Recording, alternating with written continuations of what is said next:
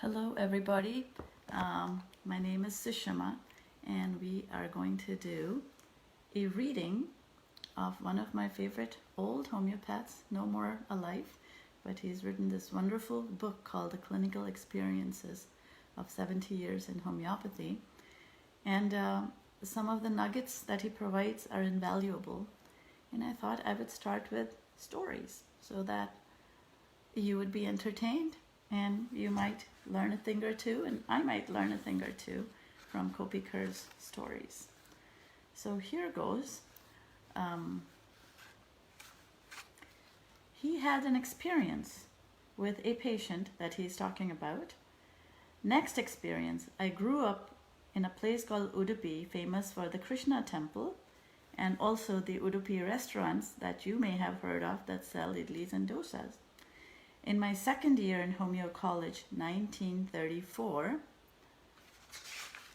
when I had gone home during puja holidays, I was asked to help a Brahmin lady about 35 years, fair and lovely, suffering from a severe rheumatism in almost all her joints, bedridden for more than a year.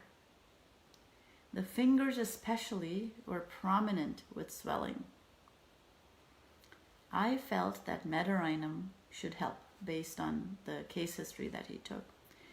As I had having no medicine with me and returning to Calcutta, I asked them to get Mederinum 30C from Kankanadi, and give 3 pills twice a day for some time. Now, how long is some time? I saw her next year, wonderfully healthy and fit, and to my surprise, she said she was still taking 2 pills a day. So anyone who thinks when you do homeopathy, it's one dose, single dose homeopathy, any classicist who laughs at anything but single dose, anyone who says polypharmacy is good, anyone who says you can't do this with homeopathy, experience has borne a lot of that out to be incorrect. This lady got the Mederinum, proceeded to take it for a year, 2 pills once a day. All her rheumatism disappeared. Mederinum, as you know, is a gonorrheal nosode, and a lot of nosodes are used in chronic infections. And it seems to him, to Kopiker, that for chronic infections you need to treat that person homeopathically very, very frequently, thus destroying the notion that you have to do it once or you do it in a certain dose and so on. He had a similar experience with one Mr. Mangesh Rao, and here's what he says about it. A similar experience I had later, one Mr. Mangesh Rao, an old friend of our family, about 70 years old. He had painful swellings of both ankles. Now, these are rheumatism that he believes are originated from infections, whether it's streptococcal or staphylococcus or various other infections that for various reasons have entered the body and are sticking there. A lot of these are related to root canals or dental abscesses and pus or other infection focuses or foci that have stuck around in the body. Endocarditis is frequently an infection that comes from the root canal, which, by the way, is one of the deadliest procedures there is out there. But what Kopiker did was very objective. He looked to see how well the patients were recovering from the treatments, and he had these outliers where he forgot about them, they forgot about him, and they continued to take the remedy and got better and continued to stay better. So Mr. Mangesh Rao, about 70 years old, had painful swellings of both ankles.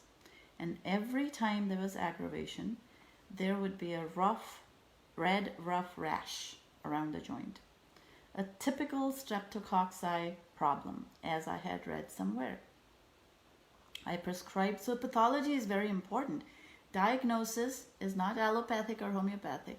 Diagnosis is based on modern testing.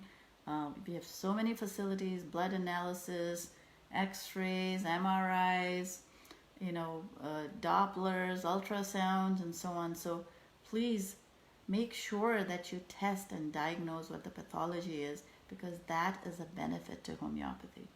Just as he came to these conclusions by thinking about it, back then there were not as many diagnostic procedures. We should not be the same.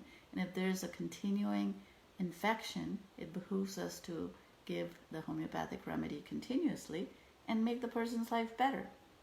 A typical streptococcal problem, as I had read somewhere, I prescribed sulfur 6, a small bottle of pills. As he was going to Bombay, where his son was transferred, he phoned me to let him know the prescription. He was going away. So this guy told him what the prescription was. And then he met him at a wedding in Bombay 2 or 3 years later, extremely healthy, no trouble in the ankles. He told me with a smile that everyone was asking him what kaya kalpa, meaning transformation, remedy or potion or lotion he was taking as he was growing younger. He told them he was still taking sulfur 6C 2 or 3 times a day. So folks, what he's saying is, Gopikar, I have seen this effect in quite a number of cases later, from what we gather from the study of case books of our master published in Heritage, November 1999, Dr. Rima Hadley. He was using this method and developed the millissimal potencies mainly for this, so that they could be repeated. So repetition in homeopathy, folks, is not a sin. The Menagerie protocols have worked dramatically and really well to alleviate human suffering. And Kopikar found it by dint of experience over, 70 years of experience being a homeopath. And so it behooves us to be humble about these things.